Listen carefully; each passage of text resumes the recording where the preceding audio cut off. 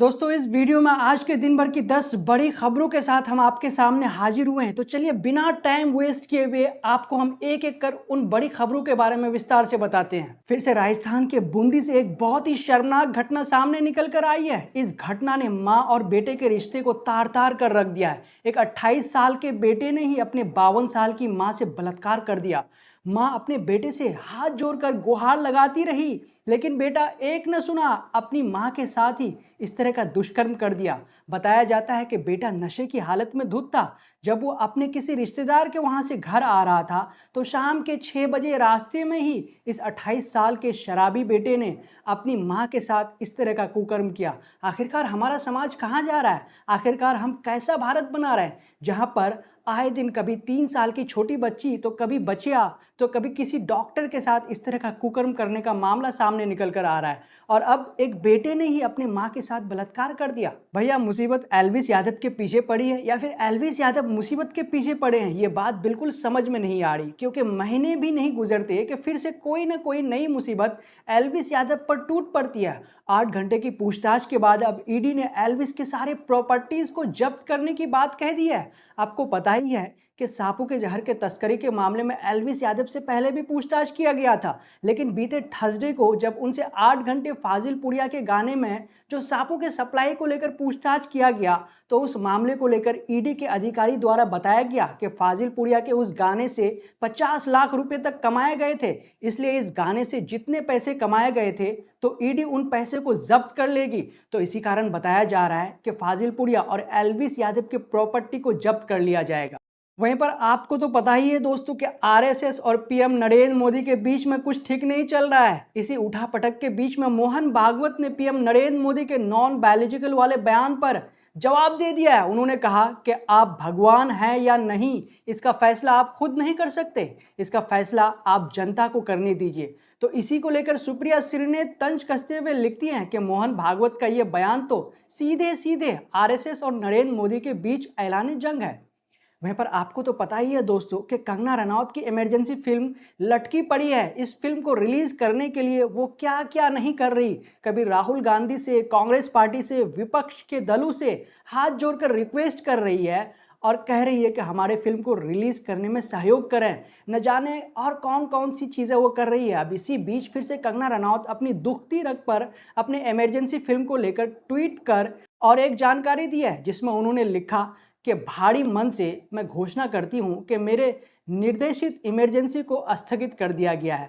हम अभी भी सेंसर बोर्ड से परमानन की प्रतीक्षा कर रहे हैं। नई रिलीज की तारीख जल्द ही घोषित की जाएगी। आपकी समझ और धैर्य के लिए धन्यवाद। वहीं पर मध्य प्रदेश के उज्जैन में पहले एक लड़की को शराब पिलाया जाता है और फिर दिन दहाड़े उस लड़की के साथ कुकर्म किया जाता है, उसका बलात्कार किया जाता है। सबसे आश्चर्य की बात यह है कि जब वो शख्स लड़की के साथ बलात्कार कर रहा था तो वहां पर खड़ा व्यक्ति उसका वीडियो बना रहा था और उसने उस वीडियो को बनाकर सोशल मीडिया पर वायरल कर दिया। इस बात को लेकर अब चंद्रशेखर आजाद, प्रियंका गांधी, राहुल गांधी ने मध्य प्रदेश सरकार और भारतीय जनता पार्टी की बेटी बचाओ और बेटी पढ़ाओ जैसे नारे पर सवाल उठा दिए। प्रियंका गांधी लिखती हैं कि उज्जैन मध्य प्रदेश में दिन दहाड़े फुटपाथ पर महिला के साथ दुष्कर्म की घटना अत्यंत भयावह है। आज पूरा देश सन्न है कि हमारा समाज किस ओर जा रहा है। खबरों के मुताबिक रास्ते से गुजर रहे लोग महिला को बचाने की जगह वीडियो बना रहे हैं। उज्जैन की पवित्र भूमि पर ऐसी घटना से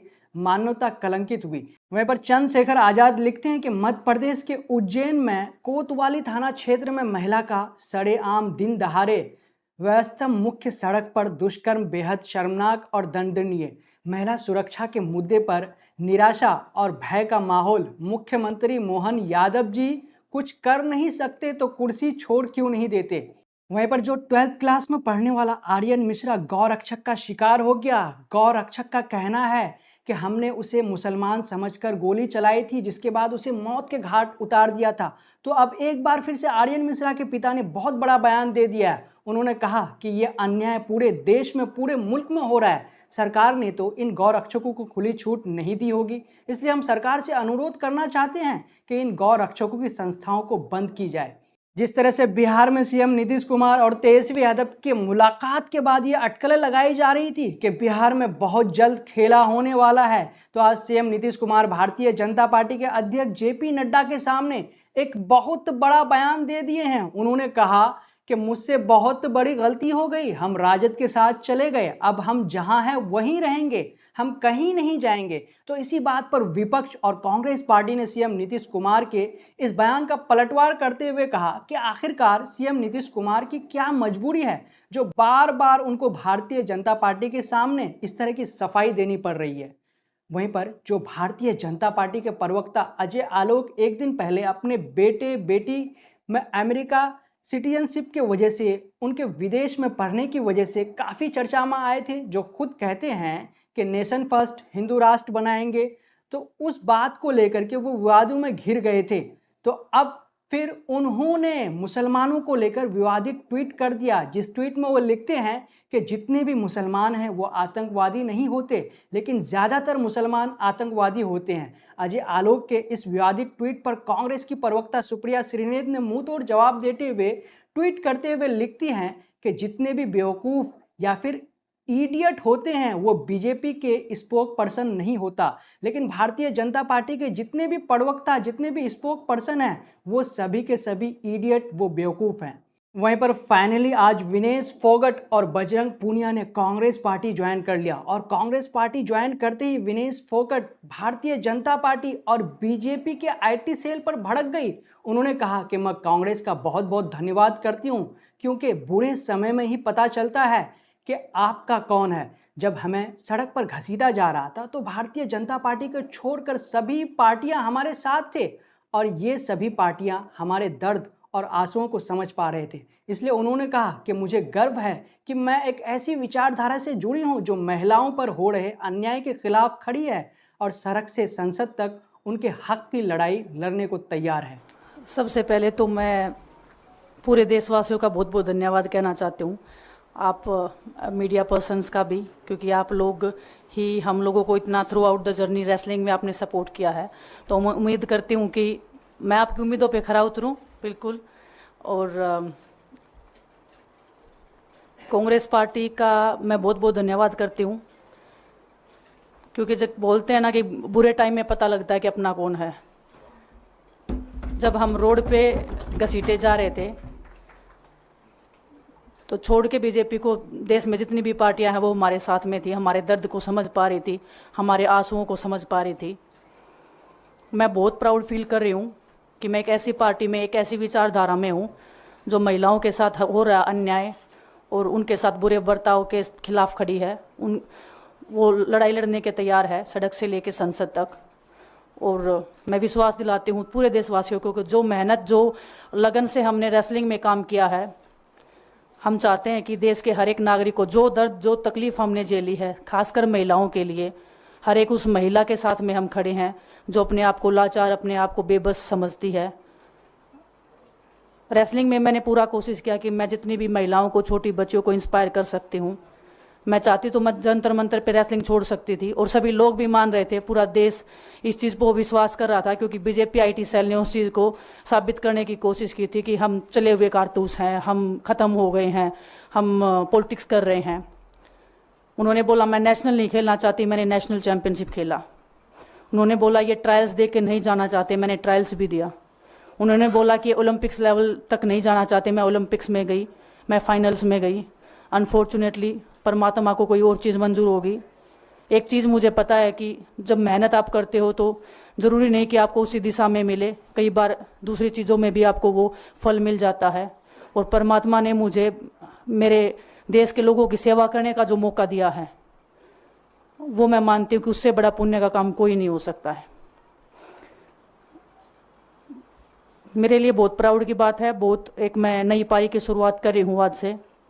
मैं चाहती हूँ कि जो हमने फेस किया एज ए खिलाड़ी होने के नाते, उन सब खिलाड़ियों को वो चीज़ ना फेस करनी पड़े। हम उनकी लड़ाई में साथ हैं। शायद उनको आज हिम्मत मिले कि जो पार्टियां पावर में रहती हैं शायद वो साथ में नहीं खड़ी हों, लेकिन उनके बहन भाई हैं जो उनके साथ में खड़े हैं। और हमें पता है स्पोर्ट्स में कितना गलत होता आया है, नहीं बोल पाते हैं खिलाड़ी। आप हमसे देख लो, बजरंग के ऊपर डोप का बैन लगा दिया 4 साल का, सिर्फ किसी लिए कि सिर्फ उन्होंने आवाज़ उठाई थी हमारे साथ बैठ के। तो उसका भुगतान हम कर रहे हैं, आज तक कर रहे हैं, लेकिन हम डरेंगे नहीं, पीछे नहीं हटेंगे। जो लड़ाई थी वो जारी है, ख़त्म नहीं हुई है। कोर्ट में हमारा केस चल रहा है, वो लड़ाई भी हम जीतेंगे, ज़िंदगी की जंग भी हम जीतेंगे। खेल में जैसे हमने कभी हार नहीं मानी है, तो हम इस नए प्लेटफॉर्म पे जो आ रहे हैं, देश की सेवा का भाव, और सिर्फ बोलने तक सीमित नहीं रहेगा। ये हम दिल से हमने खेल किया है और दिल से हम ये काम करेंगे, जी जान से मेहनत करेंगे, अपने लोगों के बीच में रहेंगे। जो भी हम अपने लोगों का भला कर सकते हैं, चाहे कितना ही % हमारे हाथ में होगा, वो हम करने की कोशिश करेंगे। और मैं अपनी बहनों को बताना चाहती हूँ कि आपकी बहन आपके साथ में है। किसी भी मुसीबत में, किसी भी पल, किसी भी क्षण आप ऐसे मत समझना कोई भी आपके साथ में नहीं है। जब कोई नहीं खड़ा होगा तो मैं आपके साथ में ज़रूर खड़ी रहूँगी, कांग्रेस पार्टी आपके साथ में ज़रूर खड़ी रहेगी। ये हमने फील किया था और मैं वादे से कह सकती हूँ, दावे से कह सकती हूँ कि बिल्कुल आपके साथ भी खड़े रहेंगे। बहुत बहुत धन्यवाद आप सबका। मध्य प्रदेश के उज्जैन में जो महिला के साथ हुआ, उसे शराब पिलाकर उसके साथ दुष्कर्म किया गया, उसका बलात्कार किया गया, तो इस घटना को लेकर के पूरा देश चिंतित है कि आखिरकार इस तरह से देश में कैसे हो रहा है। तो इसी उज्जैन वाले मामले को लेकर पूरे देश में हंगामा खड़ा हो गया है। तो राहुल गांधी ने भी इस मामले को लेकर ट्वीट कर दिया और मध्य प्रदेश सरकार पर सवाल खड़े कर दिए हैं। तो वहीं पर सुप्रिया श्रीनेत ने सीधे सीधे कहा कि हमारा देश को हो क्या गया है, जहां पर महिला को बचाना चाहिए था, वहां पर एक व्यक्ति खड़े होकर उसका वीडियो बना रहा है। दोपहर में दिन दहाड़े शहर के बीचों बीच एक चौराहे पर एक लड़का एक लड़की का रेप करता है और उसको कोई रोकता नहीं है। आते जाते लोग तमाशबीन बने रहते हैं और कुछ लोग इतने बीमार हो चुके हैं कि वो रेप को रोकने के बजाय उसका वीडियो बनाना ज्यादा जरूरी समझते हैं।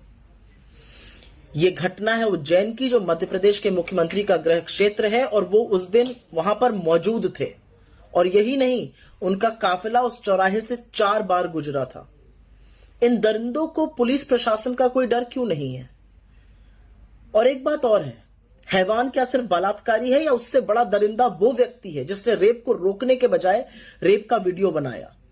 और तीसरी बात सिर्फ ये करनी है कि हमारा समाज कहां पहुंच गया है, हम कितने बीमार, कितने सड़ चुके हैं कि एक लड़की के साथ होता ऐसा देखकर हम चुपचाप तमाशबीन बने रहते हैं।